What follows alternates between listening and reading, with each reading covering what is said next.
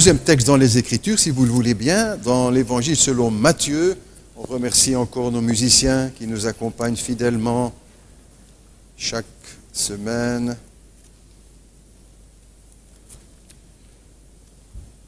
Donc, je vous propose maintenant dans l'Évangile selon Matthieu, au chapitre 16. Matthieu 16. Et nous lirons à partir du verset 13. Et nous saluons donc encore ceux et celles qui nous rejoignent sur Internet. Que Dieu les bénisse également, de même que nous le demandons pour nous aussi.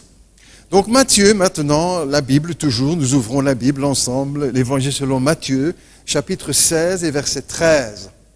On pourrait dire un classique de l'Écriture. Jésus étant arrivé dans le territoire de Césarée de Philippe, c'est dans le nord du pays d'Israël, il demanda à ses disciples, « Qui dit-on que je suis, moi, le Fils de l'homme ?» Et il répondit, les uns disent que tu es Jean-Baptiste, les autres Élie, les autres Jérémie ou l'un des prophètes. Et vous, leur dit-il, qui dites-vous que je suis? Simon-Pierre répondit, tu es le Christ, le Messie, le Fils du Dieu vivant. Et Jésus, reprenant la parole, lui dit, tu es heureux, Simon, fils de Jonas, car ce ne sont pas la chair et le sang, ne vient pas de toi, chair et le sang qui t'ont révélé cela, mais c'est mon Père qui est dans les cieux. Et moi, je te dis que tu es Pierre, et que sur ce roc, je bâtirai mon église, et que les portes du séjour des morts ne prévaudront point contre elle. Je te donnerai les clés du royaume des cieux. Ce que tu lieras sur la terre sera lié dans les cieux, ce que tu délieras sur la terre sera délié dans les cieux. Alors, il recommanda aux disciples de ne dire à personne qu'il était le Messie. Dès lors, à partir de ce moment, Jésus commença à faire connaître à ses disciples qu'il fallait qu'il allât à Jérusalem, qu'il souffrit beaucoup de la part des anciens, des principaux sacrificateurs et des scribes, et qu'il fut mis à mort, et qu'il ressuscita le troisième jour. Pierre, l'ayant pris à part, se mit à le reprendre.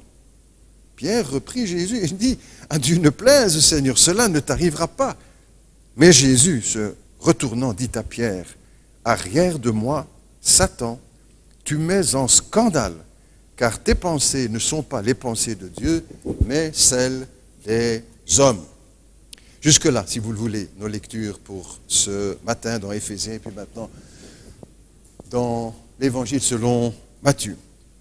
Voici donc Jésus à un moment capital de son ministère. On est en quelque sorte à un carrefour dans le ministère de Jésus-Christ, à un tournant, on pourrait dire aussi, parce qu'il va commencer à expliquer sa mission, la croix.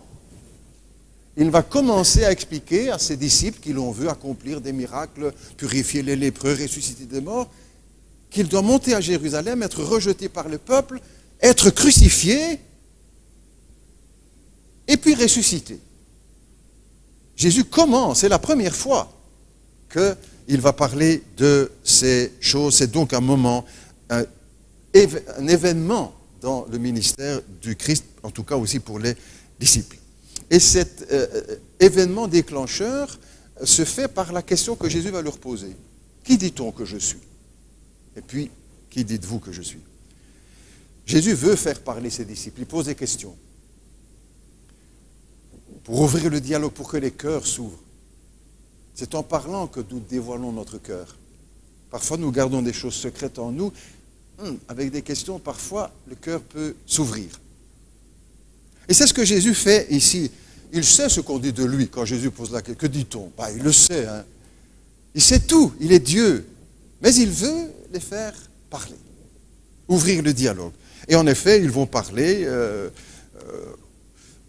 Parfois, on pourrait se demander si ce n'est pas une des choses les plus importantes aussi, dans le ministère, par exemple, pour un pasteur, pour un enseignant, de poser des questions. Dans le judaïsme, c'est très régulier. C'est ainsi comme ça qu'ils avancent en posant des questions. Et le bon rabbin, c'est celui qui pose les bonnes questions. Pas nécessairement les bonnes réponses. Les bonnes questions, c'est important. Jésus pose des questions ici. C'est important aussi dans le ministère. C'est pour ça aussi que à certains moments, dans la prédication, on fait une pause avec une question pour que chacun puisse répondre personnellement. Intérieurement, bien sûr, on ne demande pas des mains levées ou des réponses à haute voix, mais pour qu'on se sente interpellé avec une question, pour réfléchir, pour contrôler si on est bien d'accord avec ce qui est dit ou pas, ou s'il y a des choses à changer. Peut-être qu'on pourrait le faire, c'est plus difficile ici dans une grande assemblée, j'avais 12 disciples, donc ça allait encore.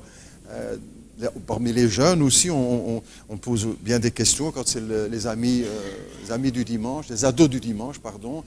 Une fois sur deux, je prépare une série de questions sur la prédication. Et puis après, ils se retirent avec le responsable et ils évoquent ces questions, essaient de répondre, pour voir si ça a été bien entendu, bien compris. Au cours d'instruction biblique aussi, le cours de formation pour le baptême est construit sur ce principe. Un bulletin, des notes avec des questions, rien que des questions, et des versets bibliques à côté pour chercher la réponse, réfléchir à la question et trouver la réponse dans la Bible. Dans les camps aussi, c'est à faire. C'est toujours émouvant. Vous posez des questions, pas toute la leçon bien sûr, mais quelques questions pour accrocher. Ah, ils sont tous, moi, ou dans les écoles aussi, moi, madame, moi, monsieur. Même quand vous ne posez pas de questions, il y en a qui lèvent la main, moi. On connaît ça. Mais c'est le même un peu chez les apôtres, n'est-ce pas? Moi. Qui ça? L'apôtre Pierre. Moi, Jésus, j'ai la bonne réponse. J'arrive. C'est pour ça que souvent, se précipitant, il va dire des choses qu'il n'aurait pas dû dire, va sortir même des hérésies. Ici, c'était une hérésie que Jésus va reprendre sévèrement. Non, pas la croix, tu n'iras pas à la croix. Le Seigneur n'hésite pas et le reprend. Même ses disciples, même ses amis, même ses chers disciples. Quand on est à côté de la plaque, il faut être repris. Quand on est dans l'hérésie. Alors, question, qui dit-on que je suis? C'est-à-dire qu'on commence à parler de Jésus en Israël, sa réputation se répand dans... Il faut rappeler qu'il n'y avait pas la télévision, il n'y avait pas le cinéma, il n'y avait pas la presse, il n'y avait pas, enfin pas comme aujourd'hui bien sûr, Internet, tous ces machins-là, les smartphones, etc. Donc ça se faisait de bouche en oreille, il fallait du temps avant que tout ça se répande. Il guérit les malades, il purifie les lépreux, il chasse les démons, il change l'eau en vin, il s'occupe des autres, il s'occupe des pauvres. Jésus, il s'occupe des pauvres, de ceux qui sont laissés sur le côté, dont les chefs religieux ne s'occupent pas, bien sûr, ne touchent même pas, comme disait Jésus, ne lèvent même pas le petit doigt pour les aider avec le fardeau qu'ils portent. Lui, il s'occupe des pauvres. Il va vers les petites gens, les gens du peuple. Il ne fait pas partie, Jésus, du club privé des pharisiens et des sadducéens, des cercles religieux. Et il ne parle pas comme eux. Il n'agit pas comme eux, il ne parle pas comme eux. La parole de Dieu nous rapporte, entre autres, que parmi ceux qui venaient l'écouter, parmi les responsables, un dira, jamais homme n'a parlé comme cet homme. Il ne parlait pas comme les chefs religieux, il ne parlait pas comme aucun homme n'a parlé. Moi, c'est une parole qui me touche encore tellement, parce qu'encore aujourd'hui, au XXIe siècle, jamais homme n'a parlé comme Jésus. Jamais, personne. Je dirais, celui-là, c'est un grand prix Nobel de machin, de bazar. Jamais homme n'a parlé comme lui. Parce qu'il est plus qu'un homme, il est Dieu fait homme. Jamais homme. Et c'est pour cela qu'il faut lire ces paroles. Et beaucoup critiquent Jésus, ou critiquent le christianisme, ne sauraient pas citer deux paroles du Christ. Ne sauraient pas citer deux paroles. Ils ont tout rejeté, sans connaître. De celui qui a parlé comme aucun homme n'a jamais parlé. Et à cette question, bien sûr, chacun a sa réponse. Qui dit-on que je suis? Les uns disent ceci, les autres disent cela, et encore d'autres ceci. Un peu comme aujourd'hui. Un peu comme aujourd'hui, si on faisait un sondage ici à Marcinelle ou dans la rue des Caillas, pour vous, c'est qui Jésus? Oh, on aurait beaucoup de réponses. Beaucoup. Chacun sa réponse presque. Si on interroge une centaine de personnes, on aura une centaine de réponses, peut-être, à peu près par là. Chacun a sa petite idée, comme Patrick Bruel disait dans une de ses chansons. Nous avons tous nos petites idées sur tout. Sur Jésus aussi, chacun. Mais pourquoi cette question est-elle si importante aussi? Qui dit-on que je suis? Qu'est-ce qu'on pense de moi? Qu'est-ce que je suis pour toi? Pourquoi est-ce que c'est si important? Écoute bien ce que Jésus a dit. Si vous ne croyez pas ce que je suis, vous mourrez dans vos péchés, a dit Jésus. Si vous ne croyez pas ce que je suis, vous mourrez dans vos péchés. Jésus ne mâche pas ses mots, n'est-ce pas? Et on est loin de ce Jésus qu'on imagine, un petit peu simplé, un petit peu doux, peace and love, avec une petite marguerite au bord de l'oreille. Pas du tout, n'est-ce pas? Jésus a eu des paroles terribles. Pas seulement aimez-vous les uns les autres, et tout le monde il est beau, tout le monde il est gentil. Oui, celle-là, mais pas que celle-là. Et entre autres, cette parole, si vous ne croyez pas ce que je suis, a dit Jésus, vous mourrez dans vos péchés. C'est-à-dire que le salut aussi, la vie éternelle, le pardon, c'est de reconnaître qui est Jésus pour ce qu'il est vraiment. Donc ce n'est pas une question de seconde zone ou qui dit-on que je suis? Alors, où va-t-on trouver la réponse? Où va-t-on aller chercher la réponse? Chez les catholiques, chez les protestants, chez les témoins de Jéhovah, chez les mormons, chez les orthodoxes, chez les francs-maçons, chez les philosophes, chez les scientifiques? Où va-t-on aller chercher la réponse? Mais dans la parole. Dans la parole de Dieu. C'est là que nous avons la réponse à cette question, mais qui est-il vraiment? Et là, il y a abondance de réponses, n'est-ce pas? Et on pourrait dire, d'une certaine manière, que toute la Bible vise à donner réponse à cette question. Qui est Jésus? Qui est le Messie? Comment est-il? Que va-t-il faire? Pourquoi vient-il?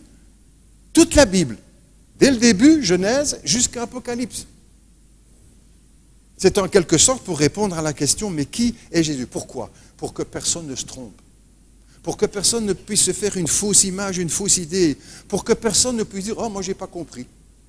J'ai lu, mais je n'ai pas compris, je n'ai pas trouvé, c'était pas assez clair. C'est très clair qui est Jésus. Très, très clair. Sauf pour celui qui ne veut pas voir.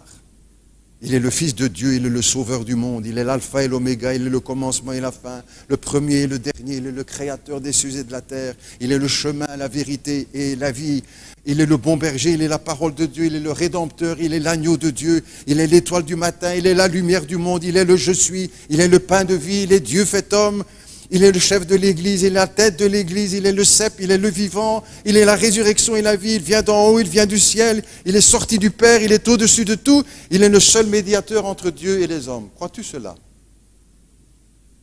C'est ça la question. Hein? Qui dit-on que je suis? Et toi, qui dis-tu? Pour toi, qui est Jésus? Ici, pasteur, tout le monde est angélique, hein? Ben, peut-être pas tout le monde, ou ceux qui vont suivre aussi sur Internet, peut-être qu'ils n'ont pas encore fixé leur réponse. Qui est Jésus pour toi? Est-ce que tu as vraiment reconnu tout ce qu'il est? Ou là-dessus tu dis, sauveur du monde, créateur des cieux et de la terre, seul médiateur entre Dieu et les hommes? Jésus a dit, si vous ne croyez pas ce que je suis, pas ce que le pasteur dit, pas ça que Jésus a. Si vous ne croyez pas ce que je suis, donc première importance de savoir vraiment ce qu'il est. Pour les jeunes, pour les aînés, dans les familles, à nos enfants, que va-t-on leur dire? C'est qui papa Jésus? C'est qui maman Jésus? Est-ce que nous pourrons répondre et dire, voilà, il est ceci, cela, cela, cela, cela, et il est mon sauveur. Tout ça pour moi. Ou on leur dira, ben t'as qu'à chercher, tu es assez grand pour trouver tout seul, quand tu seras plus grand, tu comprendras. C'est ça qu'on va dire à nos enfants. Et si on leur donne la réponse, c'est un peu pour ça qu'on leur bourre la tête. Comme parfois on veut nous en accuser, bourrer la tête des enfants, on ne leur bourre pas la tête, on répond à leurs questions. Et puis après, ils choisiront.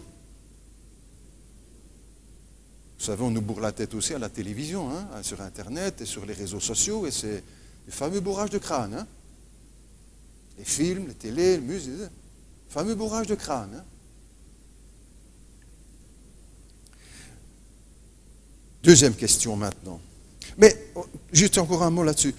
Quand Jésus a expliqué qui il était, qu'il est venu, Pilate a demandé, entre autres, mais qu'est-ce que la vérité, qui es-tu, etc. Mais Jésus a donné cette réponse. Je vous l'ai dit, qui je suis. Et vous n'avez pas cru. Jésus a dit qui il est. Quand le souverain sacrificateur demande, je t'adjure, au jugement, je t'adjure de nous dire devant le Dieu vivant si tu es le Fils de Dieu. Je l'ai dit. Je l'ai dit. Et vous ne me croyez pas. Le souverain sacrificateur déchire ses vêtements. Il a blasphémé. Il n'y a pas de blasphème. Il a dit qui il est. Deuxième question maintenant, après, qui dit-on que je suis? Qui dites-vous que je suis? La première question est un peu comme une amorce, comme quand on va à la pêche. Je crois qu'il y a des pêcheurs et des pêcheurs parmi nous. Hein. Voilà. Et comme quand on va à la pêche, on amorce pour essayer d'attirer le poisson, et puis hop, pour l'attraper. Ici, un peu la même chose. Première question, qui dit-on que je suis? Comme ça, tout le monde, on n'est pas concerné directement. Et puis hop, maintenant à toi.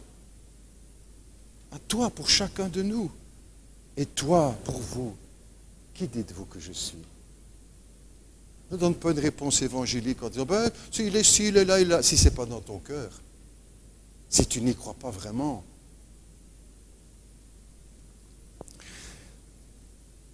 Pierre dira, tu es le Messie, le Christ, hein, c'est le sens du mot, le Messie, le Fils de Dieu. Le Messie, c'est celui qui était annoncé déjà par Moïse, déjà dans l'Ancien Testament, avant, dans la Genèse aussi, déjà. C'est celui qui était annoncé, qui devait venir de Dieu, plus grand que les prophètes, plus grand que Moïse, plus grand que Abraham, que David, et qui régnerait éternellement. Le Messie, personnage unique dans les Écritures, le Fils de Dieu. C'est ce que dit, on donne comme réponse Pierre, tu es le Fils de Dieu. C'est Dieu le Fils. Fils de Dieu, ce n'est pas à moitié Dieu ou trois quarts Dieu, comme certains millions le pensent. Le Fils de Dieu, c'est Dieu. C'est Dieu pleinement, pas à moitié, pas à trois quarts, pas à 99%, à 100%. Dieu, le Fils de Dieu, celui qui vient d'en haut, Emmanuel, Dieu avec nous. Bonne réponse, Pierre. Bravo, tu es le Christ, le Messie, le Fils du Dieu vivant. Bravo. Bravo, Pierre. Bravo, Pierre? Non, pas Pierre.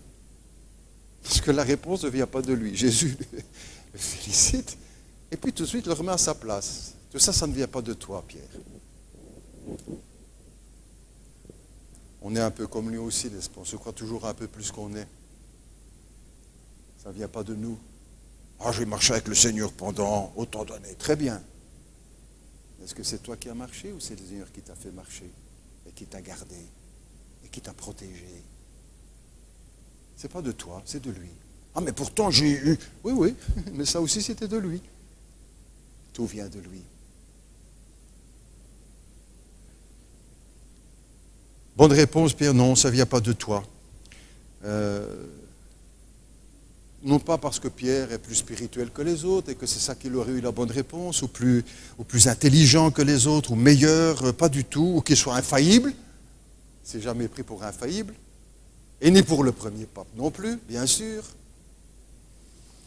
C'est pas toi qui as trouvé la bonne réponse, Pierre. C'est mon Père qui est dans les cieux qui te l'a révélé. C'est un peu comme le professeur à l'école, l'instituteur, l'institutrice. Le moins bon élève dans la classe, tout d'une fois, pan, il sort la bonne réponse. Et qu'est-ce que pense le professeur?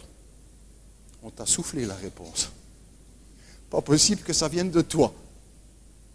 Ici, c'est la même chose. Ça ne vient pas de toi, Pierre. On te l'a soufflé. Et c'est mon Père qui te l'a soufflé. La bonne réponse. C'est Dieu qui nous fait reconnaître Jésus comme le Christ, le Sauveur. Et c'est lui aussi qui nous donne de l'accepter. La déclaration magistrale viendra ensuite de la part de Jésus. Je bâtirai mon église. C'est le titre que j'ai donné à la prédication. Voilà 2000 ans que Jésus a prononcé ces paroles. Dans un tout petit pays, un tout petit village, occupé par les Romains, maltraités par les Romains, qui vont être presque exterminés ensuite par les Romains en l'an 70. 1 million qui vont être tués et 1 million qui va partir en déportation dans le monde entier. Et c'est dans ce pays-là, 2000 ans, que Jésus a dit, je bâtirai mon Église. Et les puissances des ténèbres ne pourront pas l'arrêter. Et aujourd'hui, en quelque sorte, 21 siècles après, plus de 2000 ans après, nous sommes là pour dire, c'est vrai, le Christ bâtit son Église dans le monde entier. Il n'y avait pas d'armée, il n'y avait pas d'argent, il n'y avait pas rien. Et aujourd'hui, il y a des chrétiens dans le monde entier. Alors, toutes les nations ne sont pas chrétiennes, et tous les habitants de chaque ne sont pas chrétiens. Mais dans tous les pays du monde, n'est-ce pas, on connaît Jésus-Christ. Vous rencontrez parfois dans des grandes rencontres, conventions, etc., des chrétiens qui viennent un petit peu de tous les pays du monde, mais ils connaissent les mêmes versets que vous, ils chantent les mêmes cantiques que vous, que nous. Ils connaissent Jésus-Christ.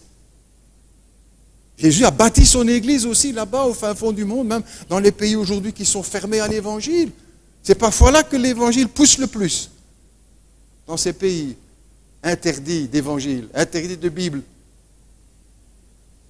Il y a 2000 ans, Jésus a dit, je bâtirai mon Église. C'est la plus grande multinationale, pour prendre une image, pas liée à l'argent bien sûr, mais la plus grande multinationale au monde. C'est l'Église.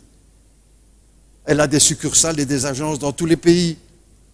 Il y a des centaines de millions de personnes qui se réclament de Jésus-Christ aujourd'hui.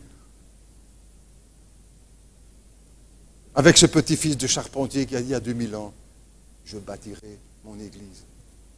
Avec 12 disciples, desquels il n'est pas trop sûr, il y en a un qui va le trahir, il y en a un qui va le renier, et tous les autres vont s'enfuir. C'est de Dieu, n'est-ce pas? C'est Dieu qui agit, c'est Dieu qui a béni et qui construit son Église. Aujourd'hui, Jésus continue de bâtir, d'appeler des hommes, des femmes, des jeunes gens à la foi sur la croix. Et chaque chrétien est en quelque sorte comparé à une pierre. Les Belges diraient à une brique. Une brique dans le ventre. À une brique, et Dieu construit l'Église avec des pierres vivantes. Vous et moi, et tous les chrétiens de par le monde. Tous ceux qui vont le devenir, des pierres vivantes. Pas simplement des cailloux. Des pierres vivantes qui vont, avec lesquelles Dieu va construire son Église, l'édifice. Alors, peut-être encore, deuxième volet dans notre étude, quel genre d'église Jésus veut-il bâtir? Quel genre d'église devons-nous construire? Ouvriers avec Dieu, comme dit la Bible. Hein? Nous sommes ouvriers avec Dieu. Il travaille dans le monde, Dieu travaille. Dieu travaille. Jésus a dit aussi dans les évangiles, mon Père agit, mon Père travaille, et moi aussi je travaille. Dieu travaille. Et nous travaillons avec lui pour l'écrire, nous sommes ouvriers avec Dieu, ouvrières avec lui, pour bâtir son Église. Quelle Église le Christ veut-il? Et nous, que devons-nous construire? Une Église fondée sur Jésus-Christ. C'est lui le roc, c'est lui le fondement, c'est lui la base. Une fois qu'on met une autre base, c'est Jésus-Christ le fondement. L'apôtre écrira d'ailleurs que Jésus-Christ est le fondement des apôtres et des prophètes. Et qu'on ne peut poser aucun autre fondement. L'Église, les églises doivent être fondées sur Jésus-Christ. C'est lui qui est au centre de l'Église, le Christ qui est venu, sa vie, sa mort, sa résurrection, ses miracles, son enseignement, ses promesses. C'est lui qui bâtit son Église. Il est la tête de l'Église, le chef de l'Église. Les textes que nous avons lus sont d'une profondeur, n'est-ce pas? Dieu a voulu que toute plénitude habite en Jésus. Toute plénitude. Il avait dit la plénitude, c'était bon, hein? La plénitude, c'est tout. Il dit toute la plénitude en Jésus. Il dira encore, vous avez tout pleinement en Jésus-Christ.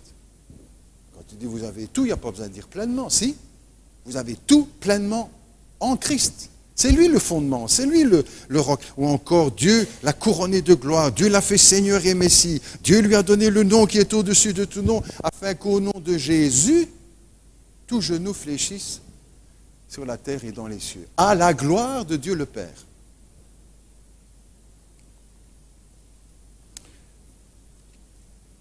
l'Église se construit sur Jésus-Christ, par Jésus-Christ et pour Jésus-Christ, et tout ça à la gloire du Père. L'apôtre Paul, disait aussi, je ne veux savoir parmi vous autre chose que Jésus-Christ et Jésus-Christ crucifié. Il disait encore, je vous ai annoncé avant tout, premièrement, que Jésus est mort pour nos péchés. Ou encore, il disait, personne ne peut poser un autre fondement que celui qui a été posé, à savoir Jésus-Christ. Une église aussi construite sur le Christ, bien sûr, sur la parole de Dieu, sur la Bible, sur les Écritures saintes. Jésus a dit, ta parole est la vérité, la parole de Dieu, c'est la vérité. Quand Jésus a prêché le sermon sur la montagne, tout à la fin, quand il a terminé de prêcher, en tout cas ce message-là, il termine avec la belle petite parabole qu'on chante, hein, quand on est dans les camps, qu'on apprend à l'école du dimanche. Mais quand Jésus parle avec ces petites paraboles ou ces petites histoires, il ne parle pas aux enfants, hein, il parle aux adultes, il parle aux grands, à vous, à moi. Deux hommes, chacun construit sa maison, un fou et un sage. Le fou va construire sur le sable, le sage va construire sur le roc. La tempête vient, le vent, la pluie, etc., comme on a eu, ou dans d'autres pays, terrible. La maison qui est construite sur le sable s'effondre. Le deuxième, la maison qui est construite sur aussi des tempêtes. Ce n'est pas parce qu'on a construit sa vie sur Jésus qu'il n'y aura plus de tempêtes, hein, et qu'il n'y aura plus de soucis, et qu'il n'y aura plus de peine, et plus de chagrin. Non, non. La tempête, le vent, le temps, terrible sur la maison. Elle ne bouge pas, parce qu'elle est fondée sur le roc. Ça, c'est la petite histoire, entre guillemets, petite histoire. Parce que Jésus explique tout avec des choses tellement simples qu'on dit, mais c'est juste. C'est quoi construire sur le roc? Il le dit, hein? C'est construire sur sa parole, sur ce qu'il a dit. Construire notre vie, notre maison, notre foyer, notre église, sur ce qu'il a dit. Ça, c'est ce que Jésus enseigne. Une église fondée sur le roc, fondée sur sa parole, fondée sur le Christ. C'est cette église-là qu'il bâtit. Quand il parle aussi avec l'apôtre, son jeune collègue Timothée, qui va entrer dans le ministère, on pourrait dire comme ça, il lui dit, je t'en conjure, un appel solennel, encore à 2 Timothée, chapitre 4, je t'en conjure devant Dieu, qui doit juger les vivants et les morts, et au nom de son apparition, prêche la parole. C'est ça le fondement. C'est ça l'église que Jésus bâtit, qui est fondée sur la parole de Dieu. Quand l'apôtre Pierre prêche le premier jour de la Pentecôte, qu'est-ce qu'il va faire? Il va citer la parole de Dieu. L'Esprit est venu éclairer l'intelligence. Cette fois, il prêche l'Évangile. Il prêche la mort de Jésus-Christ. Quelque temps avant, il dit, ça ne t'arrivera pas. Il a compris maintenant. L'Esprit est venu et la parole l'éclaire, fondée sur la parole de Dieu. Jésus a dit, le ciel et la terre passeront, mais mes paroles ne passeront pas. Fondée sur quoi fondez-vous votre vie? Chacun répond pour soi. Sur quoi construis-tu ta vie? Sur ce que tu entends sur Internet? Un grand professeur d'université qui a dit ceci, cela, au prix Nobel, je vais construire là-dessus. Sur le Christ, sur ta jeunesse. Sur quoi construis-tu ta vie? J'ai un adolescent. Il n'y en a pas que là, il y en a aussi. Sur quoi construis-tu ta vie? Sur ce que tu entends dire ou sur ce que Jésus a dit? Sur la parole. Fondée sur la parole. L'église que Jésus bâtit est là pour toujours. C'est Napoléon qui disait, il fait beaucoup de choses de travers, mais bon, il dit entre autres ceci, les empires meurent et les royaumes s'éteignent, mais l'église demeure. Les puissances des ténèbres, a dit Jésus, ne pourront rien pour arrêter l'église. Jusqu'à la fin des temps, jusqu'au retour de Jésus-Christ. Même si l'église passe parfois par des moments terribles, n'est-ce pas? Nous sommes un 500e anniversaire de la Réforme. Ils ont vécu des moments terribles, des gens sur l'échafaudage, dans les galères, sur l'échafaud pour être brûlés vifs ou décapités ou torturés, passer à la roue, n'est-ce pas? L'horreur. ou enfermés dans les prisons pendant toute leur vie. Et l'Église demeure. Une Église aussi, une communauté, quelques mots encore, une communauté construite sur l'amour.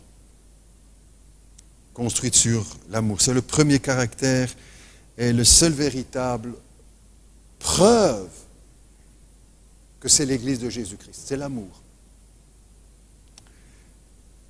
Jésus a dit à ses disciples, à ceux-ci tous connaîtront que vous êtes mes disciples, si vous portez la croix huguenote à votre cou, si vous avez la Bible en dessous de votre bras, si vous avez le petit poisson là derrière, votre voiture, en autocollant, c'est ça comme ça qu'on reconnaît qu'on est chrétien.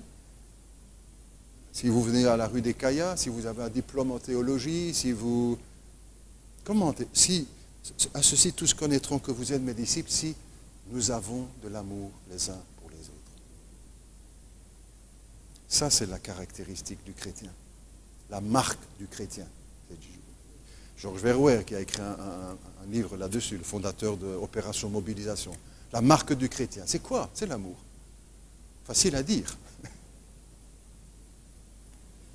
Jésus a dit, je vous donne un commandement nouveau, aimez-vous les uns les autres. L'apôtre Paul, Romains 13, l'amour est l'accomplissement de la loi. L'amour, c'est l'accomplissement de la loi. Éphésiens, nous devons être fondés sur l'amour. Aux Philippiens, l'apôtre écrit que je demande que votre amour augmente de plus en plus, progresse.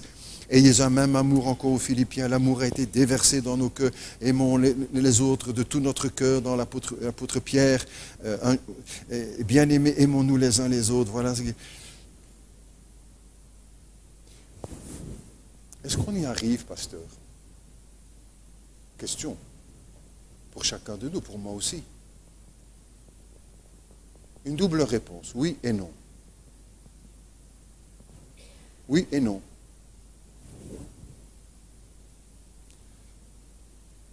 Et nous avons chacun à réfléchir là-dessus. Et moi aussi, avec les autres, bien sûr.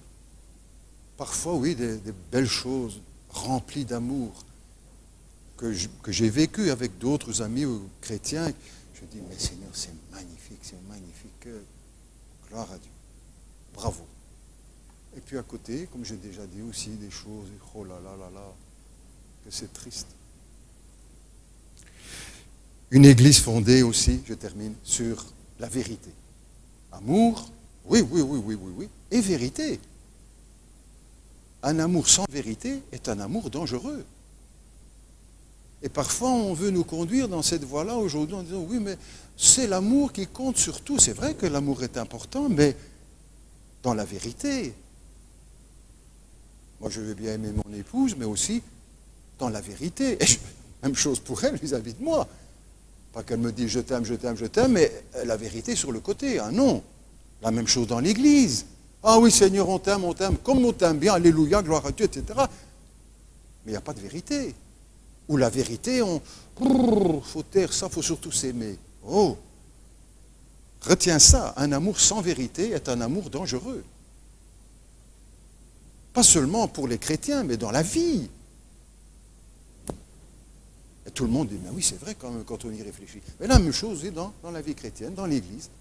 L'Église, elle doit être construite, être bâtie sur l'amour, avec l'amour, mais aussi avec la vérité. L'amour, Jésus a dit, je suis le chemin, la vérité et la vie. Paul écrira, ayez la vérité pour ceinture, et encore l'Église est la colonne et l'appui de la vérité. Nous vivons dans un monde qui nous étourdit de mensonges, n'est-ce pas? Combien de mensonges dans la publicité, dans les chansons, dans la presse, dans la politique, sur les écrans de TV, sur les ordinateurs, dans les tribunaux, dans les entreprises, dans le commerce. L'Église de Jésus-Christ doit être. L'Église, c'est nous. C'est des gens, ce n'est pas les murs. C'est nous, c'est toi, c'est moi. Une Église fondée, construite sur la vérité. La vérité de la parole de Dieu, on ne s'est pas passé à côté. Évidemment, la vérité que l'on enseigne, que l'on prêche, la vérité sur le péché, la vérité sur le péché, la vérité sur l'amour de Dieu, sur le pardon, la vérité sur le couple, sur le mariage, sur la sexualité. Oh, la Bible parle de ça, mais bien sûr. Elle parle de tout. Dans la parole de la vérité sur le cœur, sur mon cœur. Qui vas-tu consulter pour connaître vraiment ton cœur? Va consulter la parole de Dieu. Va consulter la parole de Dieu. Là, tu as le miroir de ton cœur et moi du mien. La vérité sur l'humanité. La vérité sur l'avenir, sur la fin du monde, sur le jugement, sur la grâce de Dieu, sur la famille. Pas seulement l'amour, mais l'amour dans, la Bible parle bien de professer l'amour dans la vérité. Ou encore, plus personnellement, Dieu veut que la vérité soit au fond de notre cœur. Pas seulement sur nos lèvres, bien, déjà sur nos lèvres, c'est pas mal, mais au fond de notre cœur. Et si elle est bien au fond de notre cœur, les mots qui vont sortir sont des mots de vérité. C'est de l'abondance du cœur dont la bouche parle. De la vérité pour nous-mêmes. Dieu veut que la vérité soit au fond de notre cœur. Pas seulement enseignée, mais aussi vécue. Parce que c'est une partie de notre ADN chrétien. La vérité.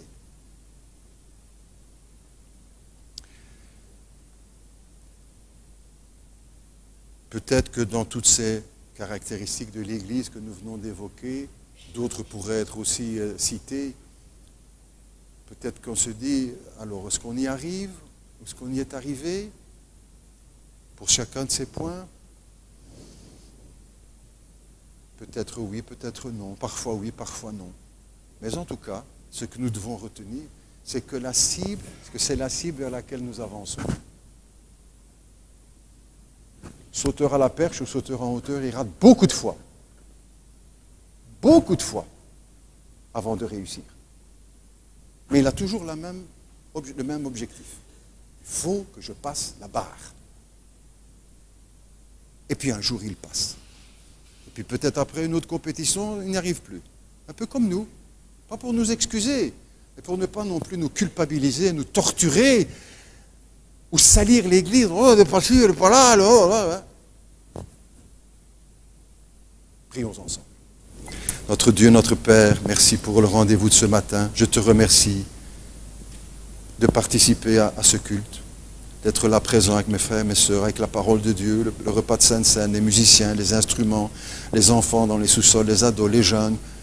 Seigneur, merci. Je suis heureux d'être là. Tu dis au Seigneur dans ton cœur aussi, à toi-même. Seigneur, je suis heureux d'être là. Je ne voudrais pas être ailleurs.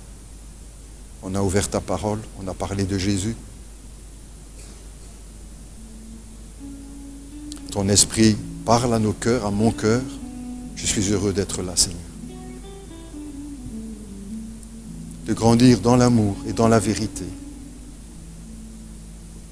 Garde notre Église, je peux dire, garde mon Église, fidèle sur le roc, les Saintes Écritures. Bâti sur Jésus-Christ, la personne de Jésus, son œuvre, ses miracles, sa mort, sa résurrection, ses promesses, sa parole. Une Église bâtie sur la vérité. Et qu'elle soit aussi pour moi, chacun peut le dire, pour moi, Seigneur, au fond de mon cœur. C'est le chemin de la bénédiction pour chacun des composants de l'Église et pour l'Église dans sa globalité. Fais ton œuvre dans notre vie, Seigneur, dans notre Église. Et que nous puissions prendre ces choses au sérieux. Pour notre bien et pour ta gloire. Au nom de Jésus. Amen.